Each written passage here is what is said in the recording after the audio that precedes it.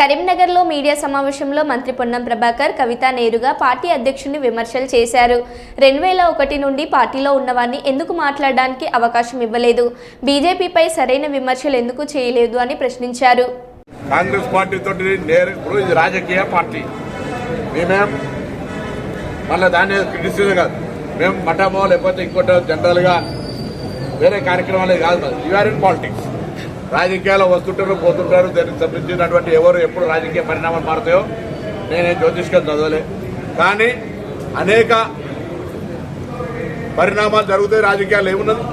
కాబట్టి ఇప్పుడు ఆ అంశంకు ప్రస్తావన లేకుండా కవిత గారు నేరుగా పార్టీ అధ్యక్షునిగా మొన్న జరిగినటువంటి సింహగర్జన సందర్భంగా 2001 నుంచి పార్టీలో ఉన్న వాళ్ళకి ఎందుకు అవకాశం ఇవ్వలే, అదేవిధంగా భారతీయ జనతా పార్టీ ఎందుకు టార్గెట్ చేయలే, కార్యకర్తలను కలవకుండా ఎందుకు దూరం ఉంటా ఉన్నారు, భారతీయ జనతా పార్టీ ఎందుకు లోపాయకారిగా ఒప్పందంలాగా మౌనంగా ఉంటున్నారనే అంశాలకు జవాబు చెప్పాలి ఇటు టీఆర్ఎస్ పార్టీ అటు బీజేపీ పార్టీ అని డిమాండ్ చేస్తాం.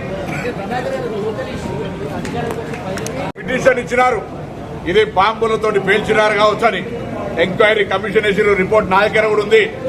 నేను కూడా కాళేశ్వరం విజిట్కి అయినా అన్నాడు ఉత్తరాబాద్ అభ్యర్థిగా, ఎక్కడ కూడా అటువంటిది లేదు, అంత లోపలికి దిగి బాంబు పెట్టే అవకాశం లేదని ఆనాడు ఆ కమిటీ తీర్మానం వెరిఫికేషన్ పోలీస్ ఇన్స్ట్రక్షన్లు చెప్పినారు. ఇన్ని రోజుల తర్వాత మళ్ళీ ప్రజలను డైవర్షన్ చేయాలని రేవంత్ రెడ్డి గారు కూడా నేషనల్ హెరాల్డ్ నోటీస్ వచ్చిందని, కాంగ్రెస్ పార్టీ అంతర్గత రాజకీయాలు చూసేదో విభేదాలున్నాయని కాంగ్రెస్ పార్టీకి నువ్వు చెప్తే కాదు, కాంగ్రెస్ పార్టీలో అంతర్గత ప్రజాస్వామ్యం ముందు నుంచి ఉంది, భవిష్యత్తులో కూడా ఉంటుంది. అదే మా బలము మా ఐక్యత కూడా.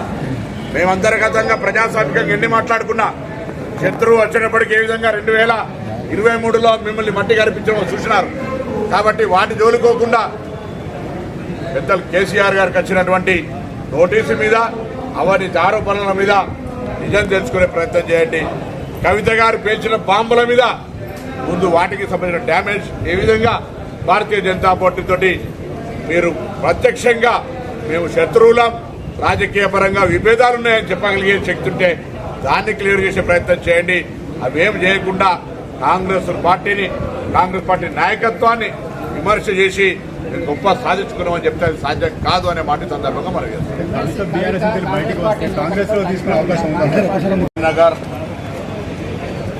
వినియోగదారుల సంస్థకు సంబంధించి కానీ లోక్ సత్తా వ్యవహారాలకు సంబంధించి కానీ ఫిలిం సొసైటీకి సంబంధించి కానీ ఒక సోషల్ సామాజిక స్పృహతోటి ఆనాటి రాజకీయ భీష్ముడు చొక్కారావు గారి దగ్గర అనేక సందర్భాల్లో సహవాసం ఉన్నటువంటి శ్రీనివాస్ గారి విగ్రహావిష్కరణ సందర్భంగా వారికి నివాళులర్పిస్తూ ఈనాడు కూడా అవినీతికి వ్యతిరేకంగా నీతి నిజాయితీకి మారుపేరుగా సమాచార హక్కు చట్టం వినియోగించుకుంటూ అనేక సందర్భాల్లో ఇటు ఫిలిం సొసైటీకి సంబంధించి కానీ అటు కన్స్యూమర్స్ కూడా న్యాయం జరిగే విధంగా పోరాటం చేసిన శ్రీనివాస్ గారికి నివాళులు అర్పిస్తా ఉన్నాం. వారి ఆత్మకు శాంతి చేకూరాలని కూడా ప్రార్థిస్తున్నాం.